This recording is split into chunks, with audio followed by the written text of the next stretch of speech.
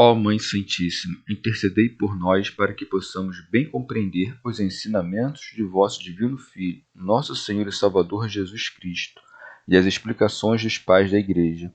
Ó Virgem Imaculada, ofereço-vos este trabalho e peço que abençoais aqueles que o ouvirem, e que seja para a maior honra e glória de Deus. Amém. Senhor onipotente, purificai o meu coração e os meus lábios.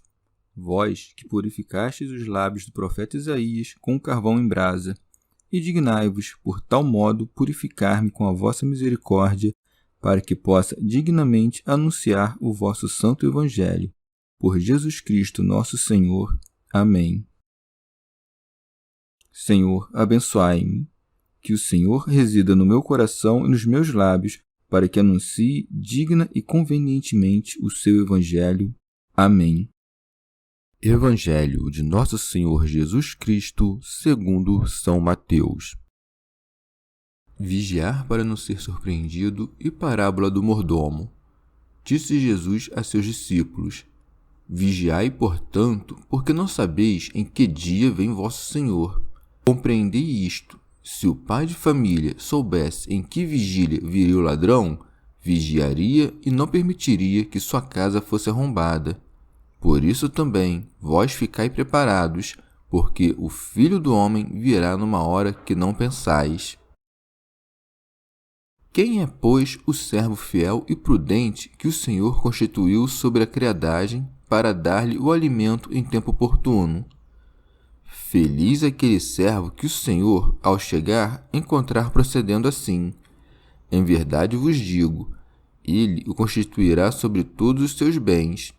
Se aquele mau servo disser em seu coração, meu senhor tarda, e começar a espancar seus companheiros, a comer e beber em companhia dos beberrões, o senhor daquele servo virá em dia imprevisto e hora ignorada. Ele o partirá ao meio e lhe designará seu lugar entre os hipócritas. Ali haverá choro e ranger de dentes. Comentários dos Pais da Igreja. São Jerônimo. O Senhor manifesta claramente o que já disse antes.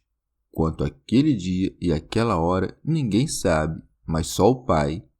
Porque não convinha que os apóstolos tivessem conhecimento disso, para que, vacilando como pendentes de expectativas, acreditassem sempre que há de vir aquele de cuja vinda ignoram o tempo. E por isso, como se concluísse a partir do que foi posto antes, disse: Vigiai, portanto, porque não sabeis em que dia vem vosso Senhor. E não disse, porque não sabemos, mas não sabeis, para fazer compreender que ele não ignora o dia do juízo. São João Crisóstomo. Quer, pois, que os discípulos sempre andem no cuidado, por isso lhes disse: vigiai. São Gregório Magno. Vigia aquele que tem os olhos abertos em presença da verdadeira luz. Vigia aquele que observa em suas obras aquilo em que crê. Vigia aquele que afugenta de si as trevas da indolência e da negligência. Orígenes. Algum homem simplório disse que Cristo proferia este discurso sobre o segundo advento, no qual deveria vir. Outro afirma que o discurso fala sobre um advento inteligível e futuro do Verbo no pensamento dos discípulos, pois ainda não estava em suas inteligências de que maneira ele haveria de ser. Santo Agostinho. Não disse vigiai tão só aqueles aos quais então falava e que ouviam-no, mas também aos que viveram depois daqueles anos e a nós mesmos, e aos que viverão depois de nós até o seu último advento, porque isso concerne a todos, de certo modo. Então há de chegar aquele dia para cada um quando tiver chegado o dia de sair do mundo da maneira como deverá ser julgado, e por isso todo cristão deve vigiar, para que a vinda do Senhor não o encontre despreparado. Pois neste dia encontrará despreparado todo aquele que, no último dia de sua vida, não estiver preparado. Orígenes. Pois todos são mentirosos, seja os que declaram que sabem quando terá lugar o fim do mundo, seja os que se vangloriam de saber o fim de sua própria vida, o qual ninguém pode conhecer, a não ser iluminado pelo Espírito Santo. São Jerônimo, depois de ter exposto o exemplo do pai de família, faz saber claramente o motivo de guardar silêncio sobre o dia da consumação, quando acrescenta: compreendei isto, se o pai de família soubesse em que vigília viria o ladrão, vigiaria e não permitiria que sua casa fosse arrombada. Orígenes. O pai de família é o entendimento do homem, sua casa é a alma, o ladrão é o diabo. É, pois, inimigo o discurso que não entra pela entrada natural na alma do negligente, mas como quem mina uma casa, destruindo primeiro certas construções naturais da alma, isto é, o intelecto natural, e entrando pela própria fratura, saqueia a alma. Algumas vezes, alguém encontra o ladrão no próprio ato de cavar e, prendendo-o, lança-lhe um discurso contundente e o mata. O ladrão, por outro lado, não vem de dia, quando a alma do homem aplicado está iluminada pelo sol da justiça, mas de noite, isto é, no tempo da malícia permanente. Se alguém estiver nesta noite, é possível que, mesmo que não tenha a força do sol, pelo menos seja iluminado com algum brilho da palavra, que é uma lâmpada. Permanecerá ainda agora na malícia, mas tendo um propósito melhor e a vigilância para que um tal propósito não seja minado. Ou no tempo das tentações, ou de qualquer calamidade, é quando o ladrão, sobretudo, costuma vir, querendo minar a casa da alma. São Gregório Magno. Ou o ladrão mina a casa sem que o pai de família saiba, porque enquanto o espírito dorme sem ter cuidado de guardá-la, vem a morte repentina e penetra violentamente na morada de nossa carne e mata o senhor da casa, a quem encontrou dormindo. Porque, enquanto o espírito não prevê os danos futuros, a morte arrebata-o sem saber para o suplício. Ele resistiria ao ladrão se vigiasse, porque, precavendo-se da vinda do juiz, que ocultamente arrebata as almas, iria ao seu encontro pela penitência, para que não morresse sem arrependimento. Por isso, o Senhor quis que a última hora ficasse desconhecida, para que sempre pudesse ser um perigo, de modo que, não podendo de forma alguma prevê-la, preparemo-nos para ela sem interrupção.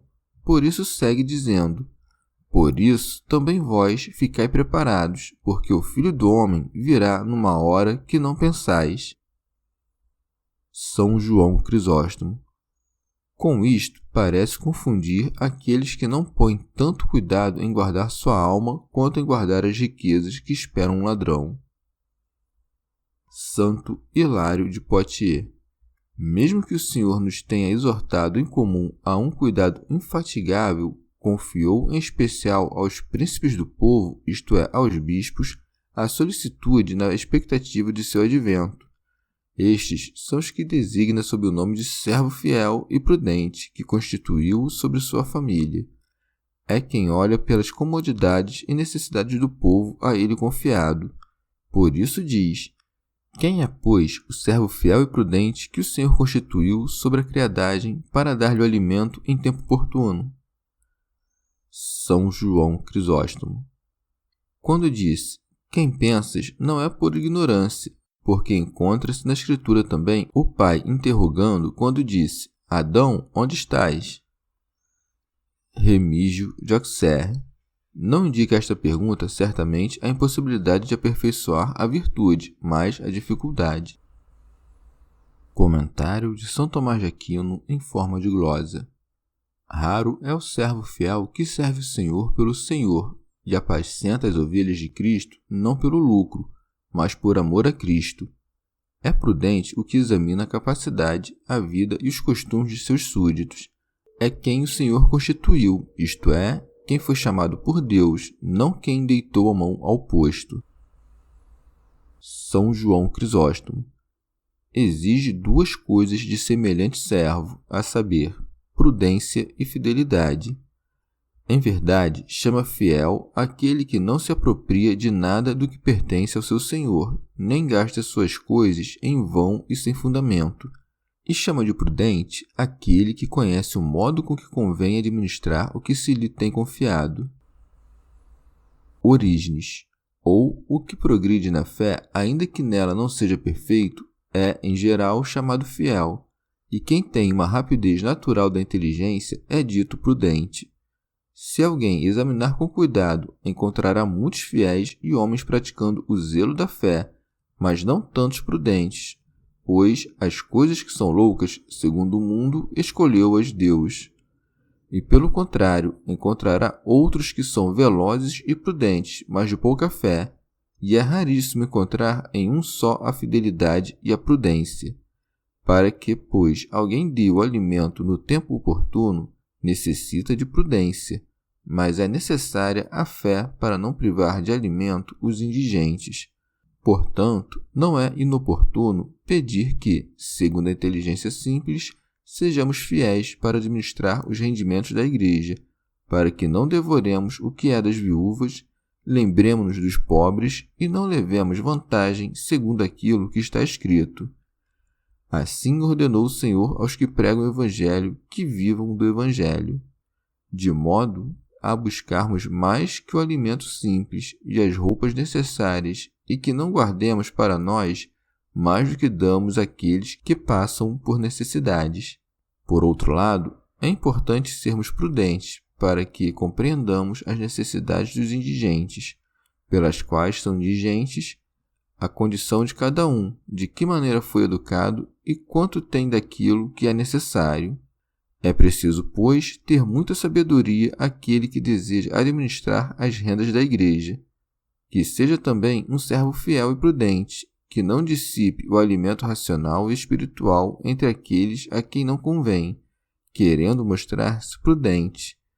Para alguns, são mais necessárias palavras que edifiquem seus costumes e componham sua vida que aquelas que iluminam a luz da ciência, mas que não tenha má vontade para expor coisas mais elevadas àqueles que podem compreender com maior sutileza, a fim de que os que são naturalmente engenhosos ou ágeis, pelo exercício da sabedoria secular, ao ouvirem exposições de coisas vulgares, não os desprezem. São João Crisóstomo. Esta parábola se adapta também aos príncipes seculares, pois cada um deve usar do que tem para o bem comum, não para prejuízo de seus conservos, nem para a perdição de si mesmo, quer tenha sabedoria, o principado ou qualquer outra coisa. Rábano Mauro. O Senhor, de outra parte, é Cristo. A família sobre a qual constituiu o servo é a Igreja Católica. Difícil é, pois, encontrar numa só pessoa a prudência e a fidelidade, mas não é impossível, porque Deus não chamaria bendito a alguém que não pode existir, uma vez que acrescenta: feliz é aquele servo que o Senhor, ao chegar, encontra procedendo assim. Santo Hilário de Poitiers. Isto é, obedecendo os preceitos de seu Senhor, de modo que, com a oportunidade da doutrina, administre para a família a palavra da vida como alimento da eternidade. Remígio de Auxerre. Note-se que, assim como existe uma grande diferença de méritos entre os bons pregadores e os bons ouvintes, também existe uma grande diferença entre os prêmios. Os bons ouvintes, se forem encontrados vigilantes, serão levados à mesa, como disse Lucas. Já aos bons pregadores serão confiados todos os bens, por isso se segue. Em verdade vos digo, ele o constituirá sobre todos os seus bens. Orígenes. A saber, para que reine com Cristo, a quem o Pai entregou todas as coisas, pois, como filho de um bom pai colocado à frente de todo o seu patrimônio, comunica esta dignidade e glória a todos os seus administradores fiéis e prudentes, para que estejam também eles acima de toda criatura. Rábano Mauro. Não para que gozem sozinhos, mas, acima dos demais, do prêmio eterno, seja por sua vida exemplar, seja também pelo cuidado que tiveram com seu rebanho. Santo Hilário de Poitiers. ou será constituído sobre todos os bens, isto é, será colocado na glória de Deus, perante a qual nada há de melhor. São João Crisóstomo. Depois instrui o ouvinte não só sobre o prêmio prometido aos bons, mas também sobre a pena que ameaça os maus, quando acrescenta: se aquele mau servo disser em seu coração, meu senhor tarda, e começar a espancar seus companheiros. Santo Agostinho. Qual seja o espírito deste servo, infere-se de seus costumes, os quais, mesmo brevemente, procurou o bom mestre exprimir. Sobre a soberba, quando disse, e começar a espancar seus companheiros. Sobre a luxúria, quando disse, a comer e beber em companhia dos beberrões. E não se deve crer que dizia, meu senhor tarda, com aquele desejo em que ardia aquele que disse, a minha alma tem sede de Deus, quando irei e contemplarei a face de Deus. Dizendo, pois, quando irei, mostra que suportava com dificuldade, porque mesmo aquilo que pelo tempo se apressa, pelo desejo parece lento. Orígenes. Peca contra Deus, consequentemente, todo bispo que não administra como conservo, mas como senhor e frequentemente como senhor cruel, domina pela força, e não acolhe os famintos, mas banqueteia-se com os ébrios, e sempre sonha que o Senhor virá só depois de muito tempo. Rábano Mauro. Em sentido figurado, pode-se também entender por maltrato dos servos a perversão da consciência dos débeis, com a palavra ou com um mau exemplo. São Jerônimo, quando disse, o senhor daquele servo virá em dia imprevisto e hora ignorada, disse-o para que saibam que, quando menos esperarem, então virá o Senhor, e adverte os administradores a terem vigilância e cuidado. Por outro lado, quando diz, ele o partirá ao meio, não se há de entender que parti-lo-á com a espada, mas que o separará da comunhão dos santos. Orígenes. Ou dividi-lo-á quando seu espírito, isto é, seu dom espiritual, voltar para Deus que o deu. Já sua alma com seu corpo irá para o inferno. O justo não é dividido, senão que sua alma vai com seu espírito, isto é, seu dom espiritual, ao reino dos céus. Os que são divididos não têm em si, portanto, parte do dom espiritual que era de Deus, mas ficam com a parte que era deles mesmos, isto é, a alma que com o corpo será castigada, de onde se segue, ele designará seu lugar entre os hipócritas. São Jerônimo. Com aqueles que estavam no campo e que moíam e, porém, foram abandonados.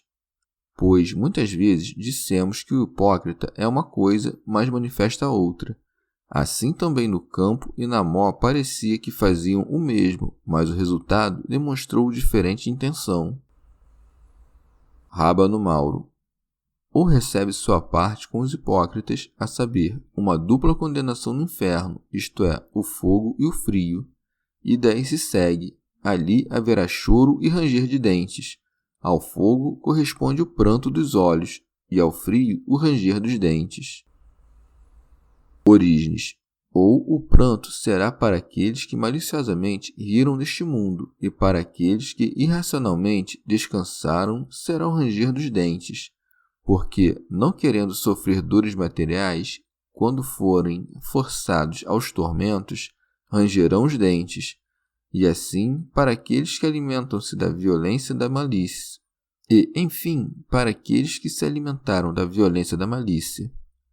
Do dito se infere que não só constituiu o Senhor como chefes de sua família os que são fiéis e prudentes, mas também os maus, e que não os salva por estarem constituídos sobre sua família, mas pelo fato de darem no tempo adequado o alimento e de absterem-se das agressões e das comilanças.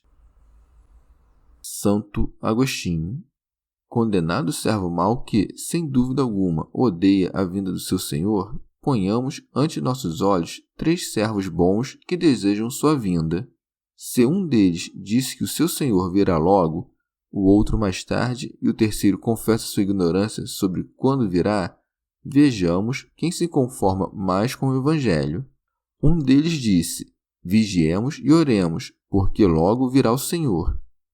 Disse o outro: Vigiemos, porque esta vida é curta e incerta, ainda que o Senhor demore a vir.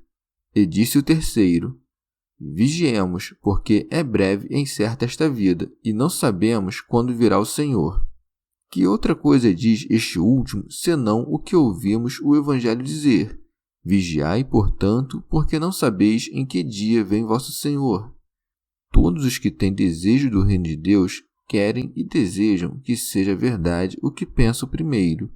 Por conseguinte, caso aconteça, alegrar-se-ão com ele o segundo e o terceiro. Mas se não acontecer, é de temer que se perturbem os que acreditam no que tinha dito o primeiro, e comecem a pensar que a vinda do Senhor não só vai demorar, mas que não se realizará. Aquele que acredita no que disse o segundo, isto é, que o Senhor tardará em vir, se isso for falso, não será perturbado na fé, mas gozará de uma alegria inesperada. Mas o que confessa ignorar o que acontecerá, deseja aquilo, tolera isso e em nenhuma hipótese se desencaminha, porque não afirma nem nega nenhuma das alternativas. Chegamos ao fim de mais um dia de comentários da Catena Áurea. Muito obrigado por ficarem até aqui, que Nossa Senhora derrame suas graças sobre nós e até amanhã.